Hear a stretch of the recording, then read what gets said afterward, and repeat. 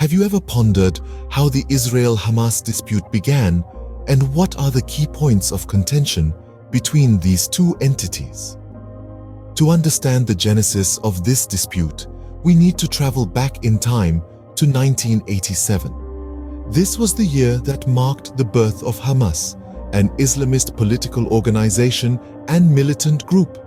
Not long after its formation, Hamas found itself in the crosshairs of a conflict with Israel, a conflict that would last for decades. The initial clash escalated into what we now know as the First Intifada, a Palestinian uprising against Israeli rule. This period was marked by widespread protests, civil disobedience, and conflict, which lasted from 1987 to 1993. In the midst of this turmoil, the Oslo Accords were signed in 1993. These agreements were supposed to pave the way for a peaceful resolution between Israel and the Palestine Liberation Organization. However, they fell short of achieving a lasting peace. Fast forward to the turn of the millennium. The Second Intifada erupted, bringing with it another wave of violence and conflict. This period was a turning point in the Israel-Hamas dispute, as it marked a significant escalation in hostilities. The year 2006 brought another major development. Hamas, once an outsider in Palestinian politics, won a surprising victory in the legislative elections.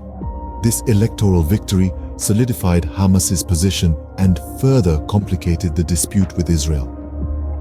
As we trace the roots of this conflict, we see a pattern of recurring violence and attempts to negotiate peace. Scene script. Fast forward to the present day.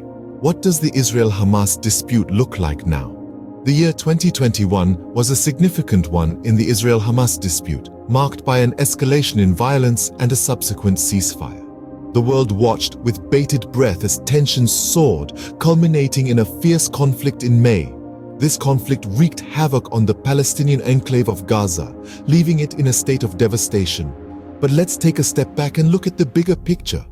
The first Palestinian elections in 15 years were set to take place this year, a development that was seen as an attempt to reset relations with the United States under the new Biden administration.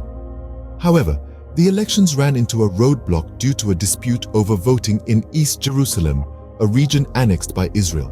The situation was further complicated by internal divisions within Fatah, President Mahmoud Abbas's party. This division presented a potential opportunity for the Islamist group Hamas to gain more power, a development that could significantly shift the dynamics of the region. In the aftermath of the May conflict, international actors have played a crucial role in mediating the dispute and providing aid for Gaza's reconstruction. Qatar and Egypt, for instance, have each pledged $500 million for this purpose. The United States, too, has expressed its intention to involve Abbas in the reconstruction process. However, the disbursement of aid has been delayed due to disputes over Israelis held by Hamas and concerns over preventing Hamas from accessing the funds. A mechanism has been agreed upon to transfer aid from Qatar directly to the bank accounts of Gazan people, with Israel overseeing the recipients. Despite these efforts, the road to reconstruction is fraught with challenges. The dispute over the fate of Israelis held by Hamas continues to be a sticking point, with Hamas insisting on a prisoner swap. Israel and the United States, on the other hand, want to ensure that the funds are not used to arm Hamas, adding another layer of complexity to an already intricate situation. The current state of affairs indicates a fragile peace with underlying tensions and unresolved issues. So, what are the key takeaways from the Israel-Hamas dispute? Firstly, we've observed the cyclical nature of this conflict. Disputes flare up, ceasefires are brokered, only to be broken again. This pattern is deeply rooted in the complex political, religious, and territorial issues at play. Secondly, establishing lasting peace is no easy task. The matter of Israelis held by Hamas, the question of voting rights in East Jerusalem, and the internal divisions within the Palestinian political landscape all add layers of complexity to an already intricate situation. Thirdly, External actors, such as the United States, Qatar, and Egypt, have significant roles. Their diplomacy, aid, and influence can sway the course of the conflict.